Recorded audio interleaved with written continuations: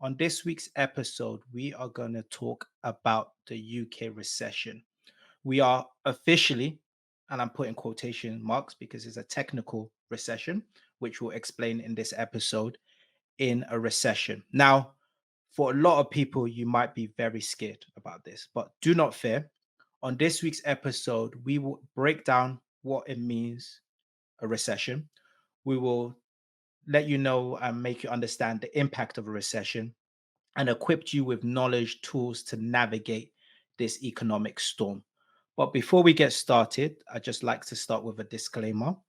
This podcast is for information purposes only.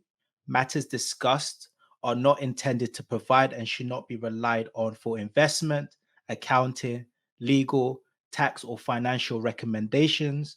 The views and opinions presented are those of the host. Please seek independent, professional, financial advice related to your personal circumstances. Take off, take flight with you. For we never fly, but we're flying. Hey, listeners, welcome back to another episode of Take Flight Podcast. This is episode number 224. And on this week's episode, we are going to deep dive into a topic that a lot of you might feel heavy about. But trust me, it's crucial you know how to navigate this moment. But before we get into the topic about the UK recession, let's do a different type of check-in. So I'm not going to ask you guys how you're doing. I'm going to assume you're well. If you're not, give me a call after the podcast and we can talk. But I liked what P did a few episodes ago where he asked us a question on the spot. So the question I wanted to ask the other host of Take Flight podcast is, if you had the chance, right, to do anything, any career, be anyone, right, career-wise, what would it be? And I'll start off so that you get some sort of context, and then I'll pass it on to the host. So for myself, right, if I wasn't a finance director, what would I be doing right now?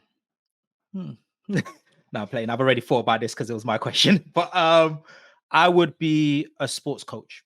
I would be a football or sports coach, really working with um, children from the age of around 6 to 12 and just doing coaching because I've gained so much benefit from sports through my life. I feel like it's a great way to do confidence building, great way to teach kids around respect, discipline, great way to teach them how to be a team working, all of those elements.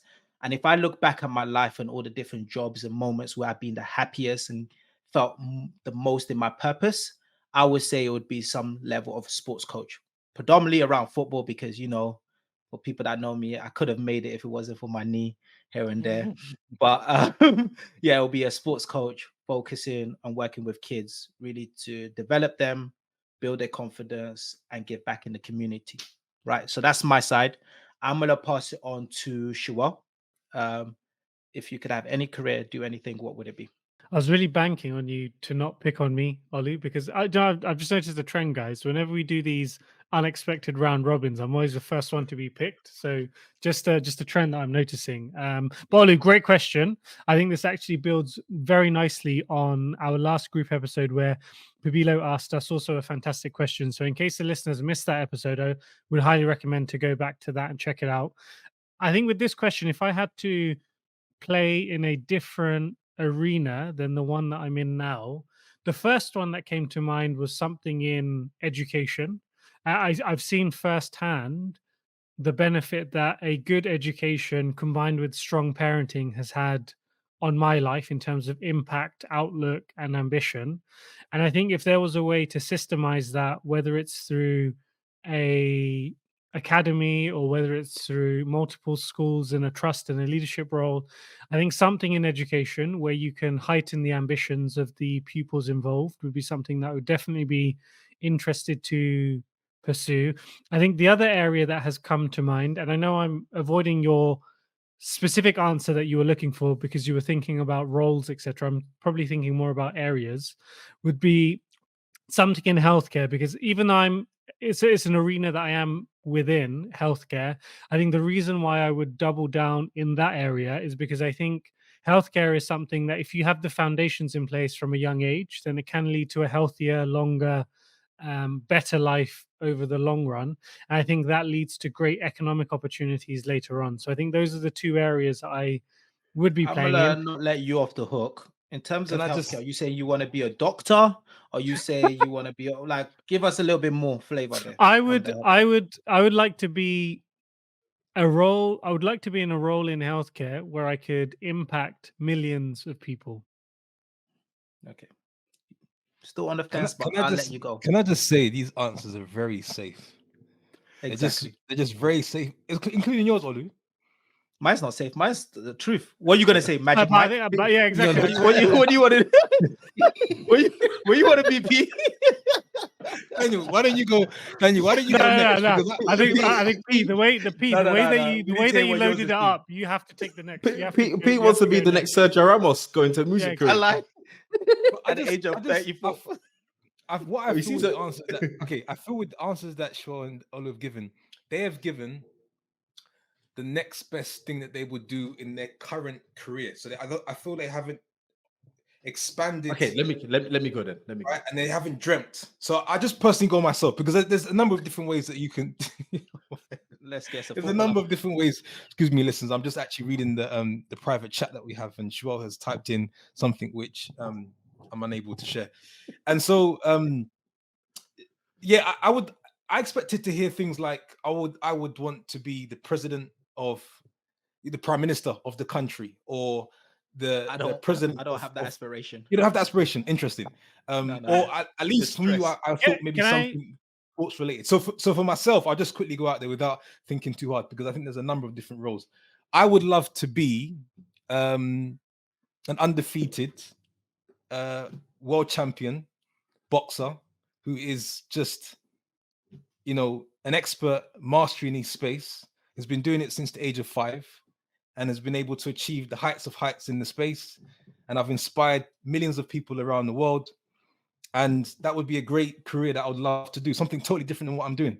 That's where I thought you guys were going to go, but clearly not. So that's me.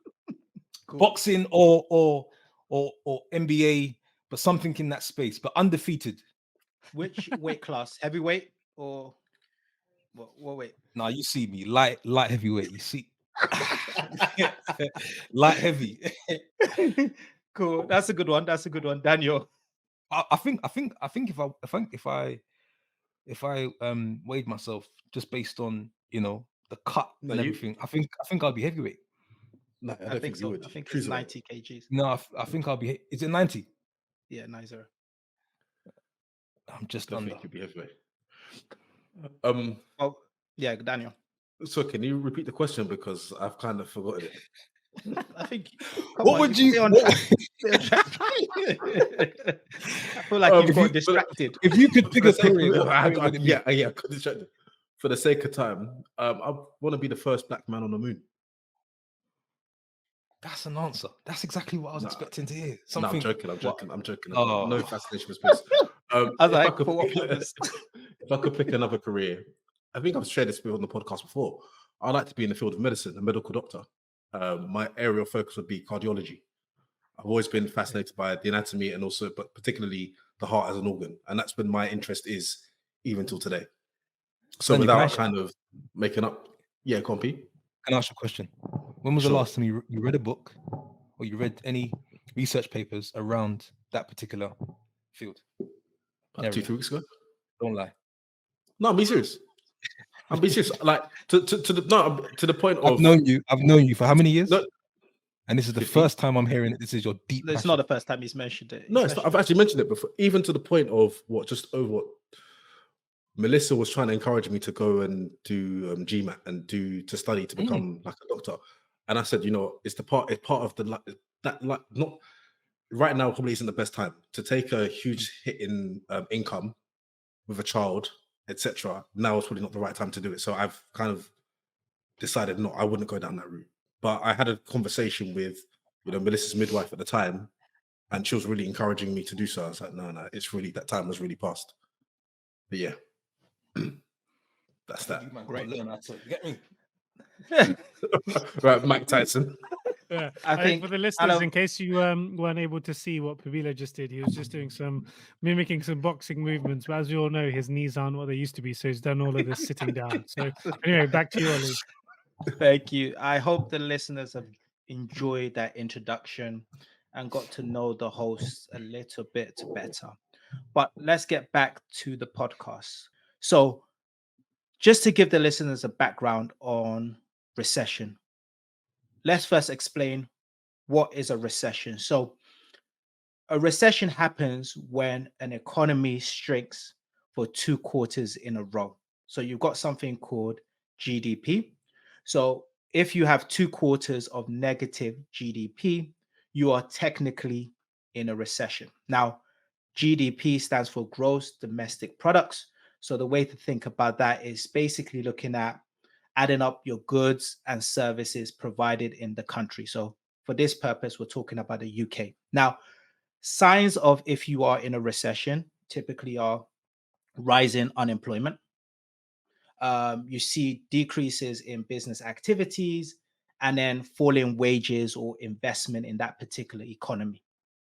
Those are areas where you see a shrinkage, reduction in the activities happening in that particular economy. Now, just a high level snapshot of the UK economy. Now, the British economy um, fell into a technical recession in the second half of 2023. Now, this tough backdrop was ahead of sort of the elections that we're expecting end of this year, sort of beginning of next year, where Rishi Sunak promised a boost in our growth. We didn't see that. We saw that our GDP in Q4 dropped by around 0.3% from the month of the last 3 months from December. And prior to that, from July to September, we saw a decline of 0.1. So, like I mentioned before, technical recession is where you have two negative GDP. So the negative 0.3 and the negative 0.1. Now, how did we get here? The Chancellor mentioned that the reason we're in this particular environment is because of high inflation, right? That high inflation drove us to be in a high interest rate environment. Currently, the Bank of England rate is around 5.2%. Everything that's happened from the last few years. If you remember, it feels like it's a long time ago. November 2021, we were at around 0.1% interest rates. We are now at 5.25%. What happens when interest rates are higher? People stop borrowing debt. That leads to people cutting back in terms of their spend, which then impacts the big thing that I mentioned before, GDP, gross domestic products. So people will spend less in terms of services and also goods and products, right? So that's how we got to where we are. I hope that gives everyone sort of a background on what recession means, the technical definition of that, a snapshot, high level snapshot of the UK economy. But I want to double click and drill down into the economy. So I'm going to start off with you, Shuwal. Why don't you drill down on sort of, like I mentioned, the unemployment rate, CPI, GDP, and sort of the retail sales of the UK? Great, thank you, Olu, for a great summary for all of us to dive into, and also a great topic, which I think is very important for listeners to ensure that they get their grips on this big topic, especially during the rest of 2024, where it will definitely have an impact. So, if I start with a few of the key figures that you mentioned, let's start with inflation, right? Because a lot of this is stemming from the inflation levels and trying to get inflation under control, which was one of Prime Minister Rishi Sunak's priorities for 2023. So, as we are all aware, inflation skyrocketed in recent years, driven mainly because of all the money printing that has happened during the pandemic to keep the economy running and to keep everything going, really, when everything had shut down. Now, during that period, inflation had got up to almost 11-12%, which are rates of inflation that we haven't seen in the UK in decades. And this is something that we saw across many countries, not just in the UK, but also a lot of Western economies and other economies across the globe. Now, to get that under control, as you mentioned, Olu, interest rates were one lever that the Bank of England decided to install. And increasing the interest rates, that has led to inflation coming down considerably. Now, inflation coming down considerably means that it's gone from rates of 11%, which is a year-over-year price increase. So that's what inflation means. To now we are in the range of around 4%. So it's still a considerably high level versus historical figures where we've averaged around 1 to 3% in previous decades. But now we've definitely come down from the 11% highs that we saw last year and the year before. But what does that mean in terms of the economy? So if the prices of everything have gone up, yes, people's salaries have also gone up if they've been able to change roles as well. But this ultimately still means that prices are higher. And if prices are higher for goods, then naturally this will mean a reduction in the demand. And if the reduction in demand is coming through, then that will naturally mean that the economy, GDP growth is also going to reduce as well. So I think going to your point, Olu, about us entering a technical recession, we have seen 2 quarters of GDP declining, driven by inflation and retail sales, which has also decreased by 1.5%. And now we are in a technical recession.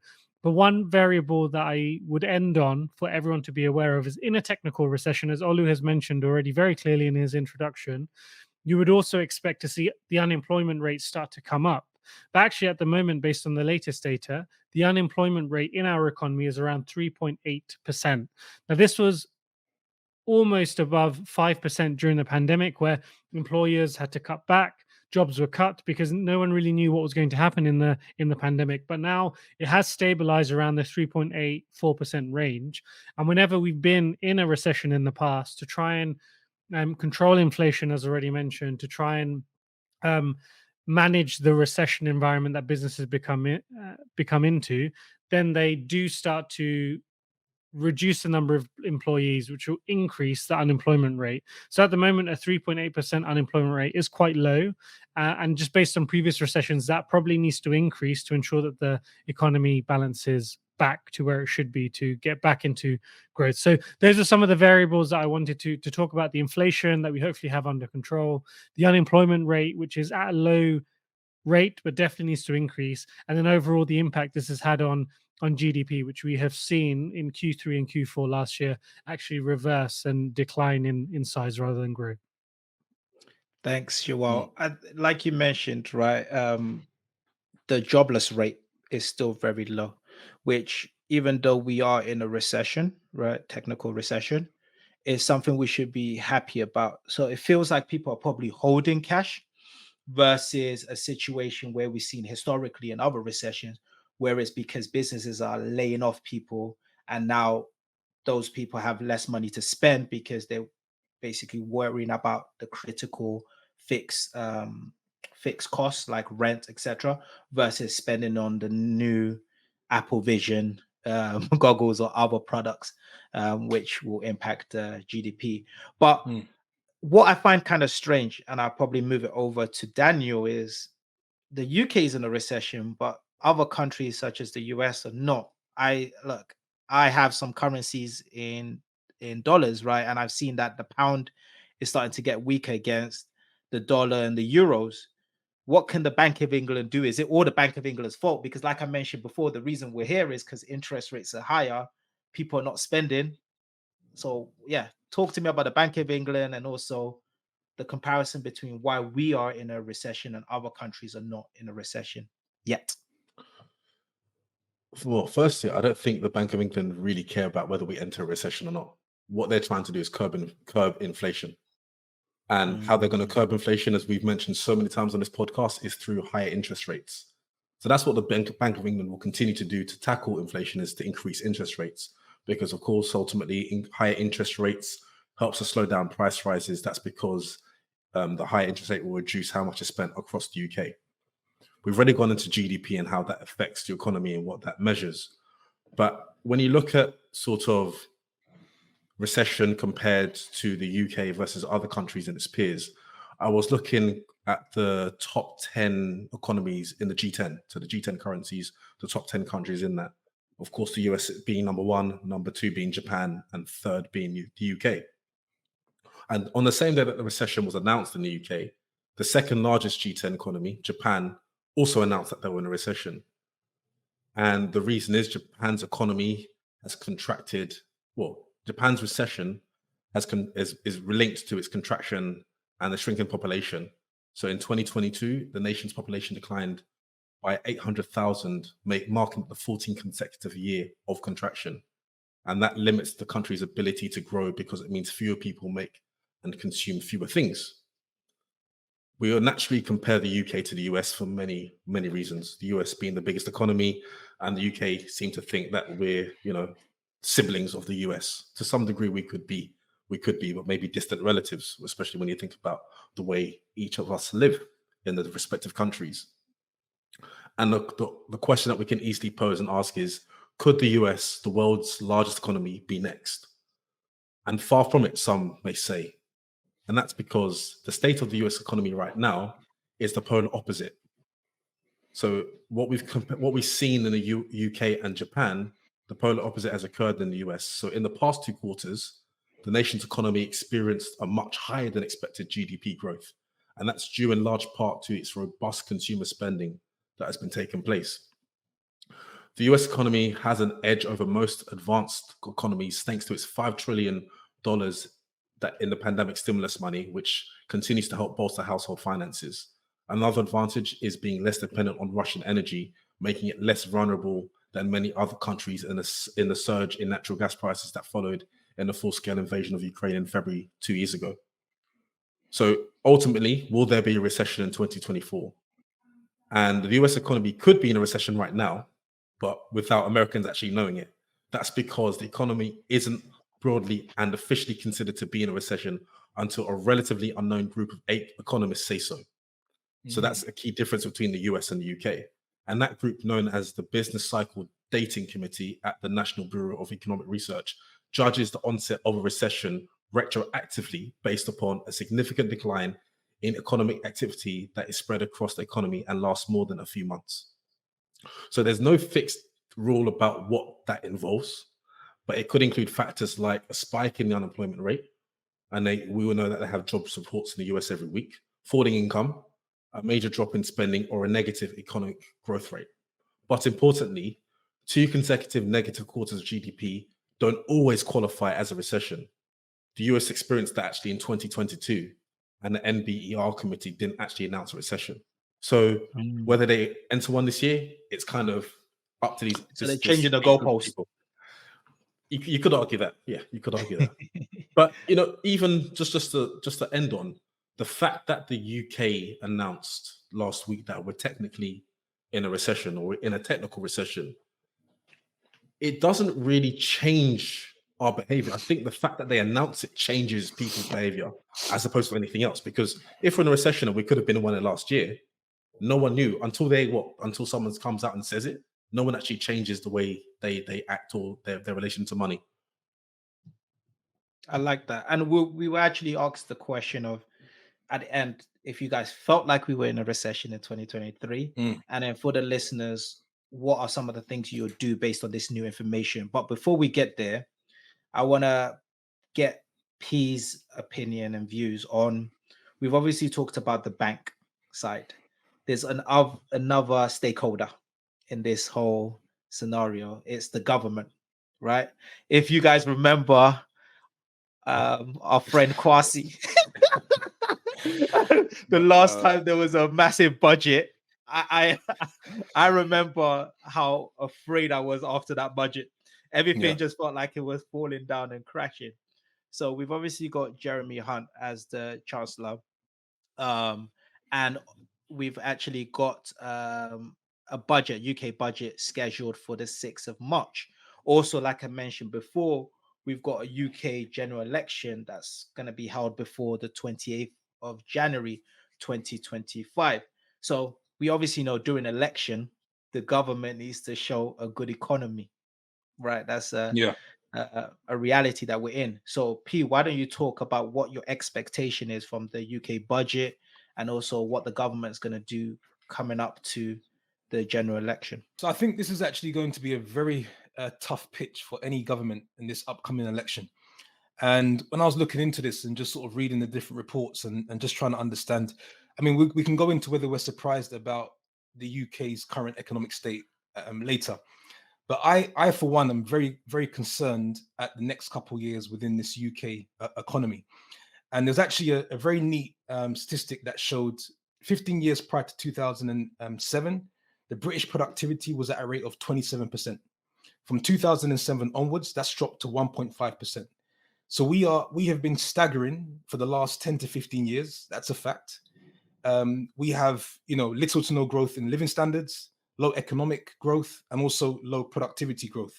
If you take those facts and figures and you also look at the information that the Office Budget of Responsibility, the OBR, have recently put out. So they've actually revised their outlook as of 7 months ago. So they said that they expected us to grow in 2024 by 1.8%. That's now dropped to 0.7%.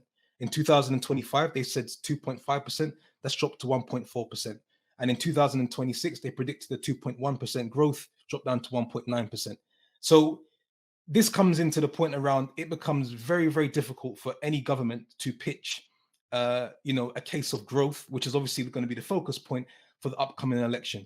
And I think whilst Rishi Sunak has a lot of pros around him, I think they do say he's losing his votes to convince the public even further. Coming into this current budget, the number one conversation, which in the end is actually not going to help, I think, the overall argument, if you're someone who of the public is really looking into the details, is going to be around taxes.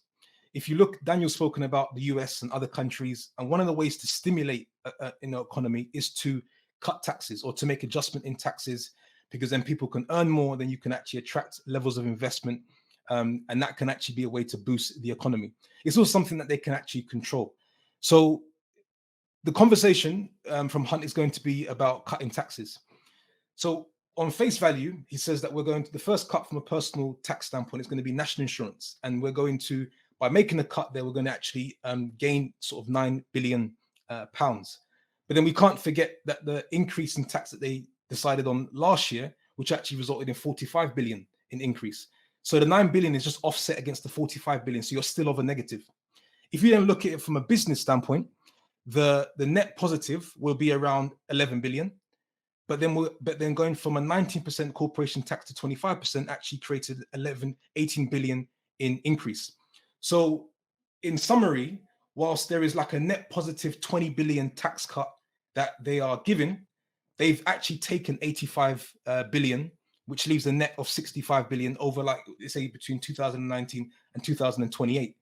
So if I look at the staggering growth of the country, I look at the revised OBR outlook, economic outlook, and I think about what they're going to announce in March the 6th around taxes, which in the end is actually not a sort of a positive effect.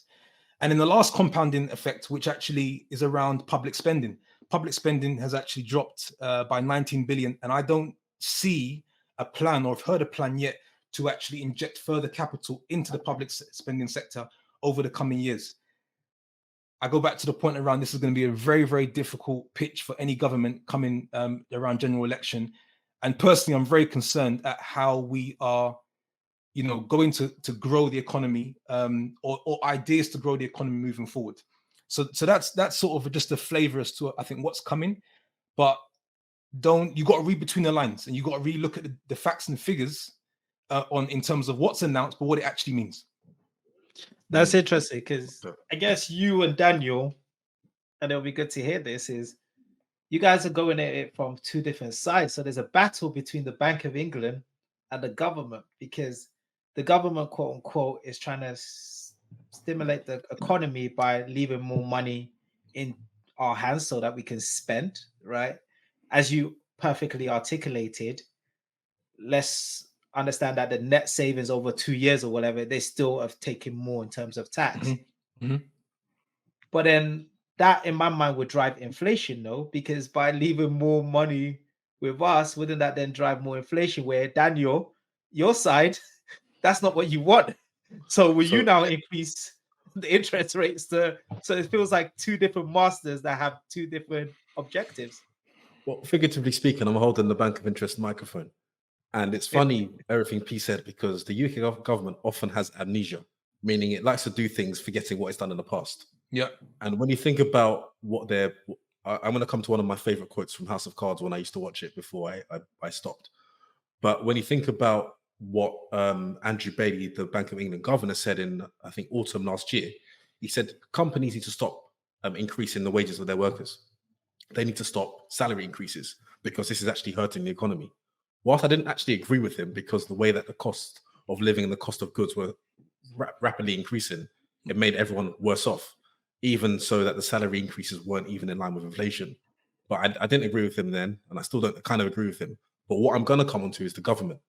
And something that Frank Underwood said in House of Cards in terms or in relation to a president is it's easy for a president to make a promise they can't keep when there's an election around the corner. So when you look at the Conservative Party, look at the Labour Party, they're going to tell you, the manifestos are going to tell you promises and lovely things that are going to make your ears tickle. You're thinking, yes, I'm going to be richer this time next year if they come into power. But let's be real. They're going to do a U-turn and scrap half the things that they suggest. Wasn't it last week that they scrapped one of the bills, about 80 billion or something?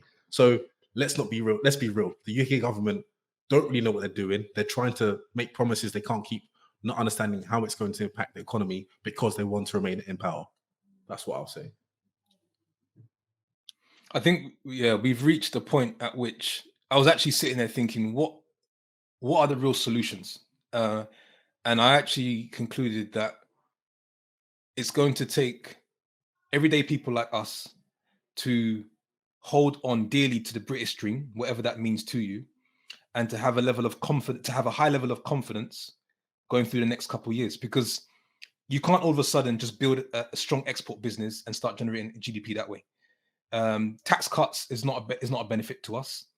Innovation takes time. So the one thing that could happen overnight is people saying, look, I believe in the British dream. I want to see it come alive. I'm going to work harder, even though I'm being paid less. Or that is the only, as crazy as it sounds, it's the only solution that gets this country moving forward, and that raises the British productivity. But yeah, it's a bleak outlook, and it's very unfortunate. You say work harder, forgetting that they want to increase the state pension from 67 to 71. Work harder, yeah. The solutions are that we hold. I think we hold the cards. I think before I get your opinion, Shua, on this, right? I think what P is saying is right. I haven't heard anything in regards to, and what I'll be listening to is what they're doing to gain productivity, because it's not always tax cuts that will drive the GDP. Another big component to it is productivity. We're hearing so much about AI at the moment, right? And I'm not seeing how that's playing in the UK and in GDP. So that will be quite interesting, and that's going to be what I'm laser focused on, is what are they doing to innovate and drive productivity. But Shuwal, any views on what we've been talking about? Yeah, this is something that I've been debating a lot with friends, including Pabilo recently and a few others.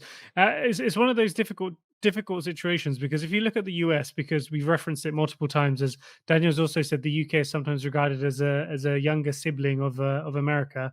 They've got economic growth that many people would be over the moon to have.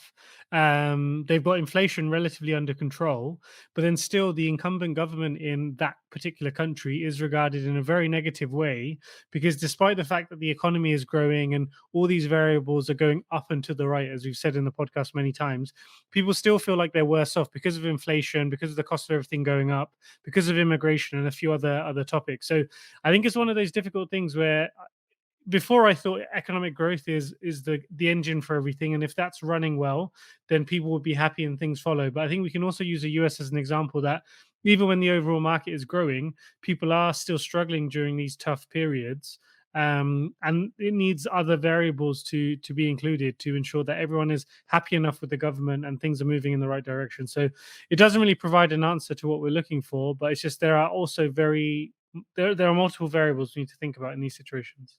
Thank you, Shua. And to close out, I just got one quick final question for both for everyone on the podcast, right? I think we talked about, did you guys feel like we were in a recession in the second half of 2023?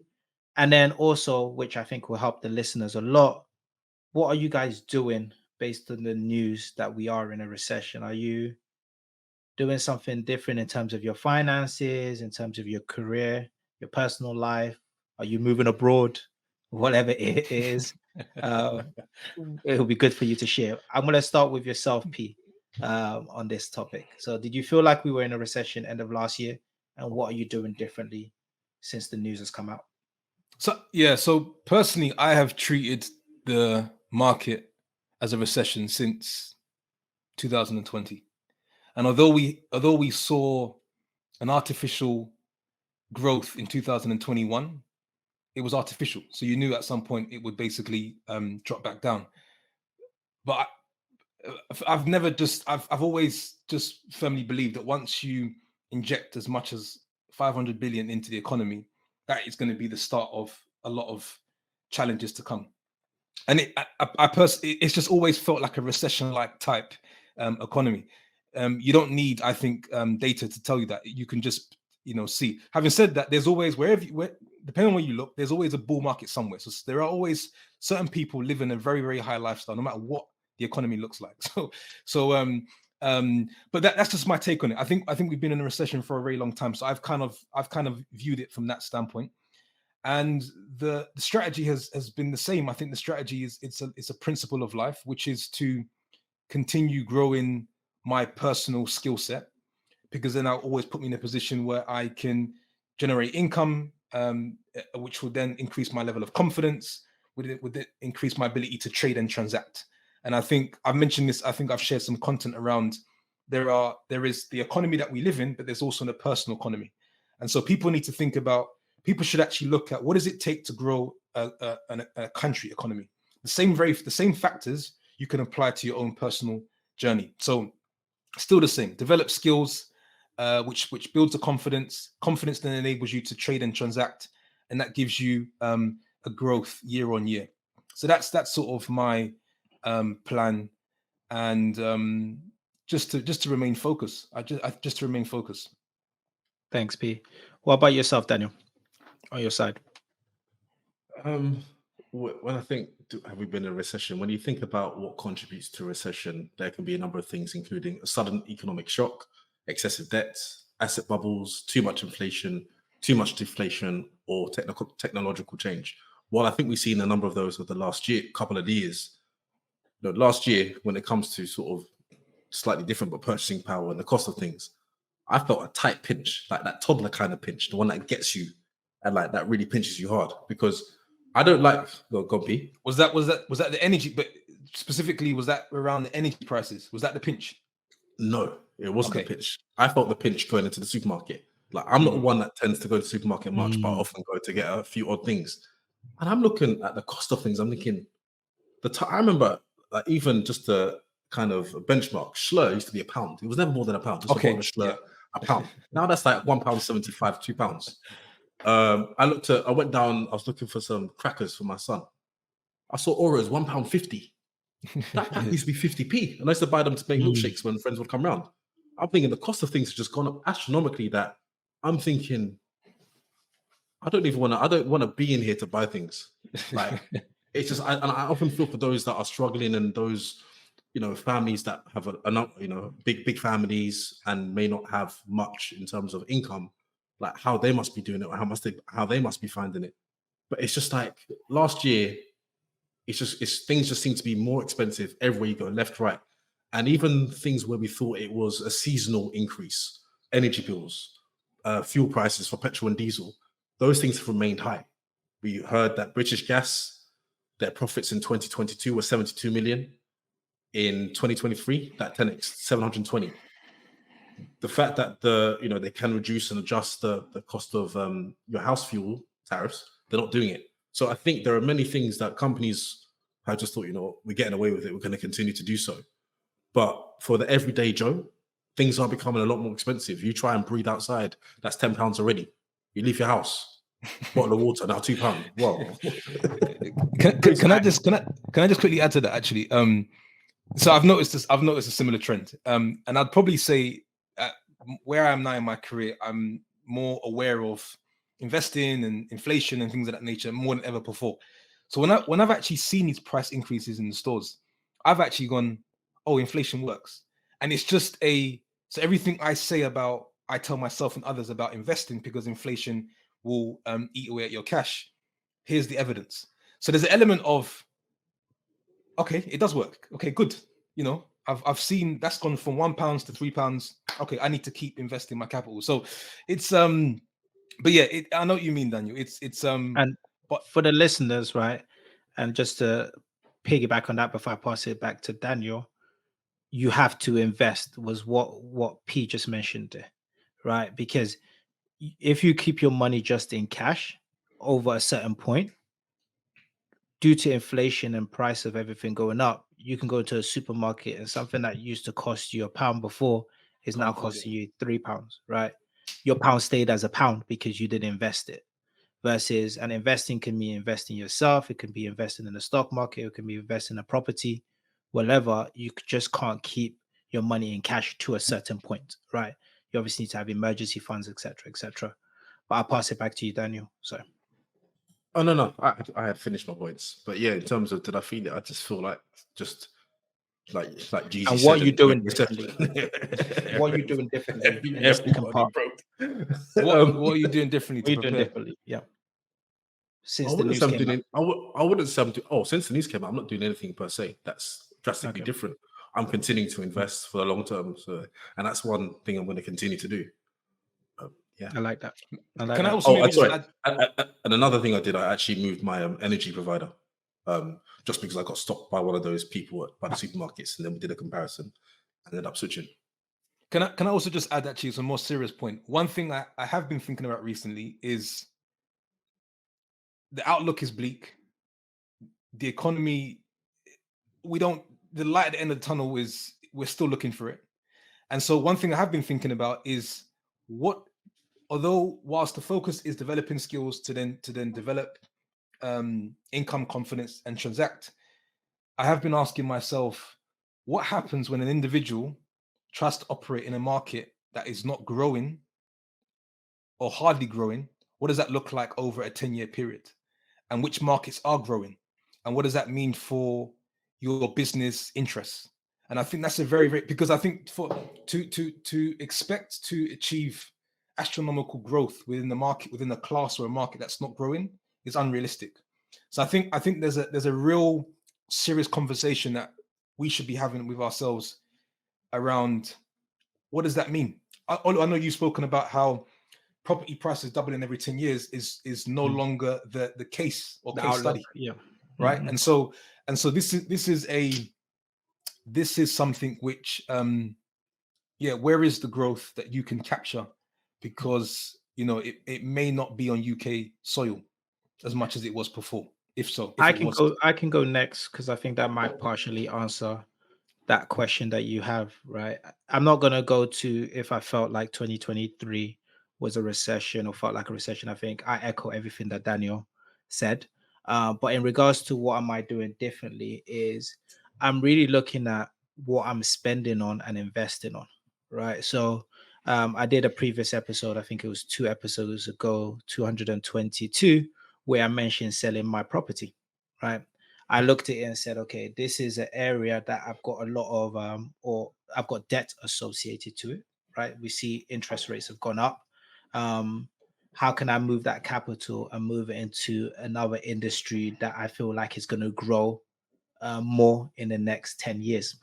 Right. So if that's stock market, specific stock markets, maybe not right now because I think the market's quite hot, but at a certain particular time, putting that in the market, and I feel like there's a more chance that some of these top companies, the S&P 500, etc., will grow or double in 10 years versus my apartment growing or doubling in 10 years time. That's one element of the way I'm thinking about it. I'm also focusing on making sure that I've got a safety net of cash, right? I think we've talked about that before, but as Shuwa alluded to in the beginning, we haven't seen jobless rates drop to a significant amount. It's really around 3.8.